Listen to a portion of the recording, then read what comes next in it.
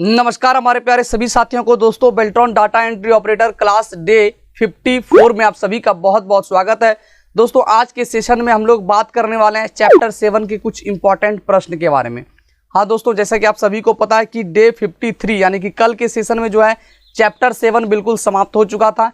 Chapter 7 में जैसा कि आप सभी को पता है कि चैप्टर 1, चैप्टर 2, चैप्टर 3 जो भी चैप्टर हुआ है उसमें से दोस्तों कुछ 4, 5, 6 कुछ इंपॉर्टेंट प्रश्न होते हैं जिसको हम लोग सॉल्व करवाते हैं। ठीक है, तो दोस्तों चैप्टर 7 जो है कल समाप्त हो गया और चैप्टर 7 के कुछ इंपॉर्टेंट प्रश्न को आज हम लोग जो है सॉल्व करने वाले हैं। तो चलिए दोस्तों बिना समय बर्बाद के हम लोग आगे बढ़ते हैं। और दोस्तों इस नोट्स को अगर आप अभी तक परचेस नहीं किए हैं और नोट्स को परचेस करना चाहते हैं तो अभी के अभी आप www.helpingaurav.com के वेबसाइट पर चले जाइए। वहां पे आपको Beltron DEO notes buy now का ऑप्शन दिखेगा, उस पर आप लोग जैसे क्लिक करेंगे एक फॉर्म ओपन हो जाएगा। फॉर्म के ऊपर में आपको QR कोड दिखेगा, QR कोड को स्कैन करके गूगल पे से, याद रहे दोस्तों गूगल पे से आपको 499 रुपीज पे कर देना है। अपना नाम, अपना जीमेल अकाउंट, अपना व्हाट्सअप नंबर और पेमेंट का शॉर्ट स्क्रीन आपको अपलोड कर देना है। 24 घंटे के अंदर नोट्स आपको अवेलेबल करवा दिया जाएगा। विशेष जानकारी के लिए दोस्तों आप इस नंबर पर व्हाट्सअप भी कर सकते हैं। तो चलिए दोस्तों हम लोग आगे बढ़ते हैं। और दोस्तों अगर आप अभी तक हेल्पिंग गौरव यूट्यूब चैनल को सब्सक्राइब नहीं किए तो लाल करके सब्सक्राइब बटन को दबाकर हमारे चैनल को सब्सक्राइब कर ले और बगल के बेल आइकन को दबाकर ऑल पर जरूर क्लिक कर लीजिएगा ताकि जितने भी वीडियो YouTube पर अपलोड हो सबसे पहले आपको नोटिफिकेशन मिले और आपका कोई भी क्लास मिस ना हो। तो चलिए दोस्तों अब हम लोग बिना समय बर्बाद किए चलते हैं पेज नंबर 135 की तरफ। और जैसा कि दोस्तों आप लोग देख सकते हैं कल हम लोग इन सारी चीज़ों पर चर्चा किए थे। आज हम लोग बात करने वाले हैं चैप्टर 7 के कुछ इंपॉर्टेंट प्रश्न पर।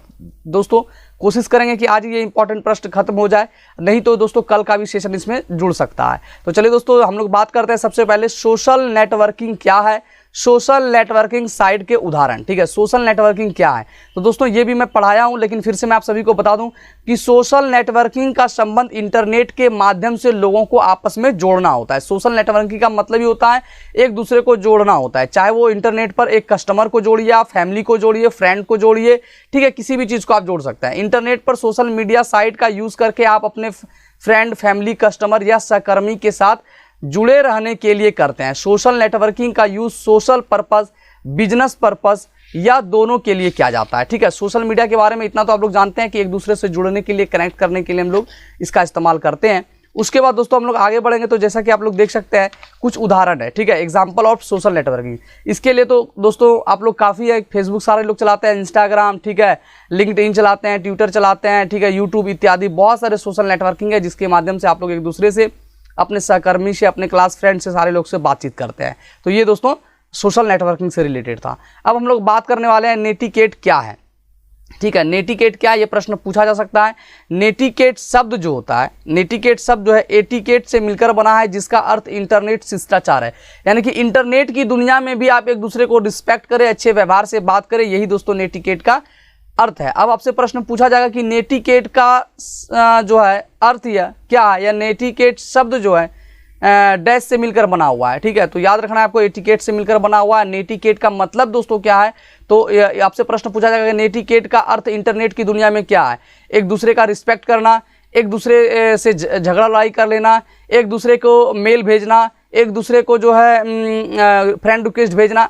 तो याद रखिएगा एक दूसरे को सम्मान करना, रिस्पेक्ट देना, यही जो है नेटिकेट का मुख्य मतलब है, एक शिष्टाचार है। ठीक है, जिस तरह से शिष्टाचार समाज में विनम्र और अच्छे व्यवहार को दर्शाता है, वैसे ही नेटिकेट इंटरनेट पर अच्छे और विनम्र व्यवहार के लिए, यानी कि अच्छा व्यवहार प्रदर्शित करता है। नेटिकेट ऑनलाइन कम्युनिकेशन के कई पहलुओं में शामिल हैं, जैसे कि ईमेल आप करते हैं तो किसी को रिस्पेक्ट के साथ ईमेल करें।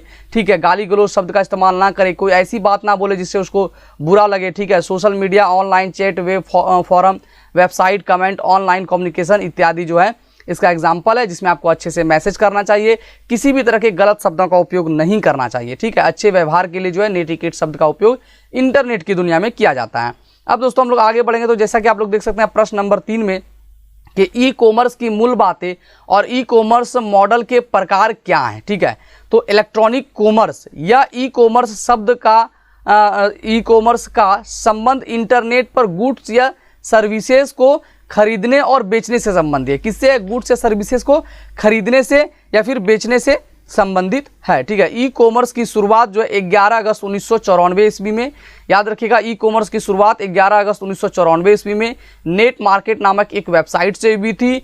और जो है इसमें सबसे इंपॉर्टेंट चीज़ है कि पहली बार इस वेबसाइट से एक सीडी यानी कि कंपैक्ट डिस्क जो है बेचा गया था। आपसे प्रश्न यहीं पे पूछा जाएगा कि ठीक है, ई कॉमर्स में ई कॉमर्स के माध्यम से सबसे पहली चीज़ बेची जाने वाली चीज़ क्या है? ठीक है, सीडी है, मॉडेम है, ठीक है, और भी बहुत सारा आपको ऑप्शन दिख जाएगा। ठीक है, लैपटॉप है, तो याद रखना आपको सीडी बेचा गया था सबसे पहली बार 11 अगस्त 1994 ईस्वी में नेट मार्केट नामक वेबसाइट से। ठीक है, इसकी शुरुआत की गई थी। उसके बाद type of e commerce models, इस पर भी हमने कई बार बात किया है, एक बार फिर से आप देख लीजिएगा इसका फुल फॉर्म भी। ठीक है, B2C का मतलब होता है बिजनेस टू कंज्यूमर, B2B का मतलब होता है बिजनेस टू बिजनेस, B2C का मतलब होता है कंज्यूमर टू कंज्यूमर, C2B का मतलब होता है कंज्यूमर टू बिजनेस, B2A का मतलब होता है बिजनेस टू एडमिनिस्ट्रेशन और C2A का मतलब होता है कंज्यूमर टू एडमिनिस्ट्रेशन। ये काफ़ी इंपॉर्टेंट जो है फुल फॉर्म समझ लीजिए। ये आपसे प्रश्न पूछा जाता है कि B2C का संबंध किससे है, B2B का संबंध किससे। अब आपसे एग्जाम पे प्रश्न पूछ दिया B2B का संबंध किससे, तो याद रखना है बिजनेस टू कंज्यूमर से है। दोस्तों उम्मीद करेंगे कि type of e commerce models के बारे में भी आप लोग समझ गए होंगे।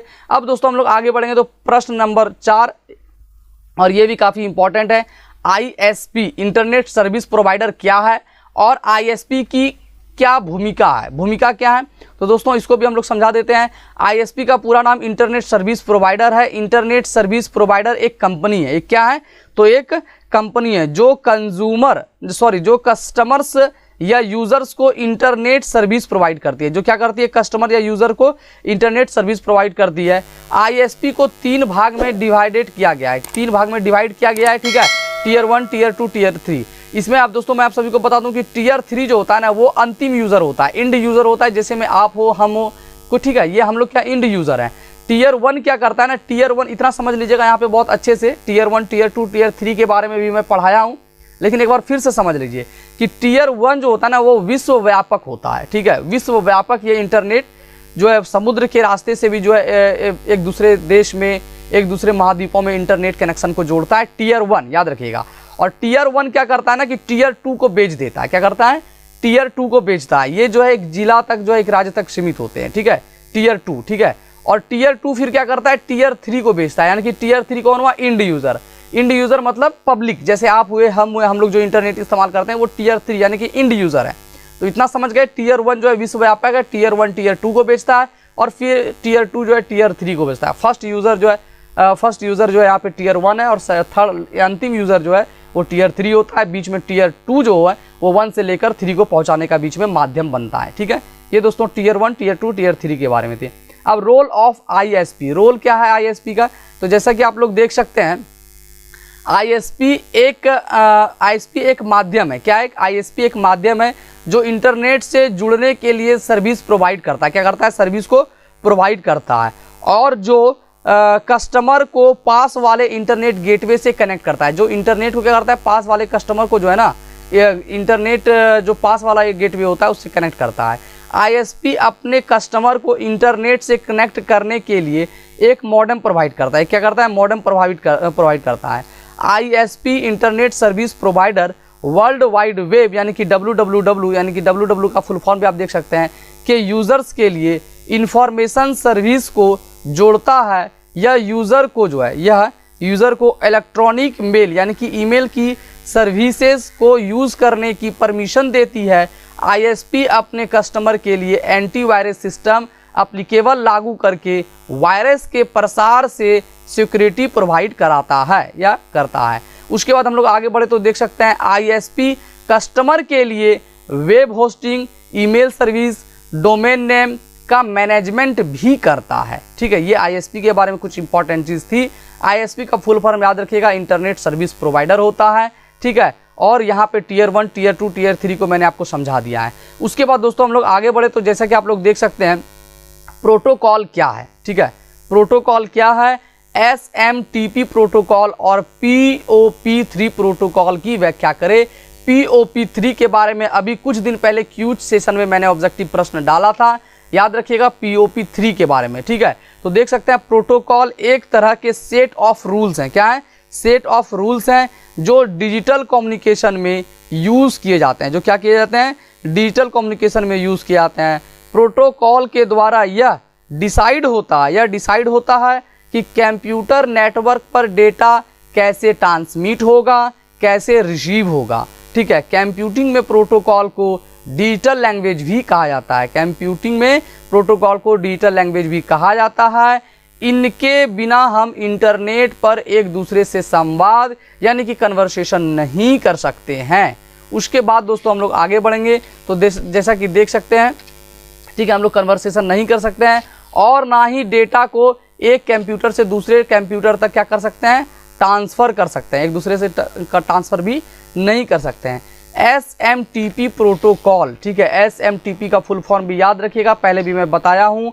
SMTP का फुल फॉर्म होता है सिंपल मेल ट्रांसफ़र प्रोटोकॉल का उपयोग मेल को सेंड करने के लिए किया जाता है। अब आपसे एग्जाम में प्रश्न पूछा जाएगा SMTP का इस्तेमाल कहाँ करते हैं, तो SMTP का इस्तेमाल हम लोग मेल को सेंड करने के लिए करते हैं। SMTP का full form simple mail transfer protocol होता है। उसके बाद दोस्तों SMTP पोर्ट 25 पर काम करता है, ये पोर्ट भी याद रखिएगा। ठीक है, यहाँ पे अभी मैं दो ही आप देख सकते हैं पोर्ट के बारे में बताने वाला हूँ, SMTP और POP3, लेकिन इसके अलावा भी दोस्तों बहुत सारे पोर्ट के बारे में बताया हूँ चैप्टर 7 में ही। ठीक है, SMTP पोर्ट 25 पर काम करता है। POP3 प्रोटोकॉल क्या है?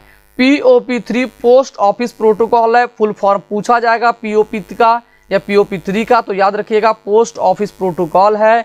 ठीक है, यह जो है यानी कि POP एक क्लाइंट सर्वर प्रोटोकॉल है। क्या एक POP क्लाइंट सर्वर प्रोटोकॉल है जिसका कार्य इंटरनेट पर उपलब्ध मेल सर्वर्स में से मेल को डाउनलोड कर क्लाइंट के मेल सॉफ्टवेयर तक पहुंचाना होता है। POP3 TCP यानी कि ट्रांसमिशन कंट्रोल प्रोटोकॉल पोर्ट 110 पर ईमेल मैसेज को क्या करता है, ट्रांसफ़र करता है। POP का full form post office protocol, SMTP का simple mail transfer protocol, TCP का ट्रांसमिशन कंट्रोल प्रोटोकॉल होता है। दोस्तों ये सारा चीज़ आप मुख्य रूप से याद रखिएगा। SMTP पोर्ट 25 पर, वहीं दोस्तों POP3 जो 110 पोर्ट पर काम करता है। उसके बाद दोस्तों हम लोग आगे बढ़े तो देख सकते हैं चैप्टर 8 जो है स्टार्ट होने वाला है कल से, और चैप्टर 8 में digital financial tools and application के बारे में बात करने वाले हैं, जो काफ़ी इंपॉर्टेंट है ना सिर्फ आपके एग्ज़ाम के दृष्टिकोण से, उसके अलावा दोस्तों एग्ज़ाम के अलावा जो है आपके निजी जीवन में भी इसका काफ़ी उपयोग होने वाला है। ठीक है, इसमें बहुत काफ़ी चीज़ पढ़ेंगे, जैसे हम लोग आज के समय में गूगल पे, फ़ोन पे वगैरह यूज़ करते हैं, डिजिटल फाइनेंस वगैरह का काम करते हैं, तो कैसे करेंगे, सिक्योर कैसे होता है, बहुत सारी चीज़ें होंगी जो इसके अंदर आपको पढ़ने को मिलेगा। दोस्तों उम्मीद करेंगे कि आज का सेशन आपको काफ़ी पसंद आया होगा। दोस्तों सेशन पसंद आया हो तो अधिक से अधिक सेशन को शेयर कर दीजिएगा। हेल्पिंग गौरव यूट्यूब चैनल पर पहली बार विजिट किए हैं तो अभी के अभी लाल करके सब्सक्राइब बटन को दबाकर हमारे चैनल को सब्सक्राइब कर ले और बगल के बेल आइकन को दबाना बिल्कुल मत भूलिएगा। तो चलिए दोस्तों मिलते हैं फिर से आपसे अगली वीडियो में, तब तक के लिए बाय एंड टेक केयर। जय हिंद, वंदे मातरम।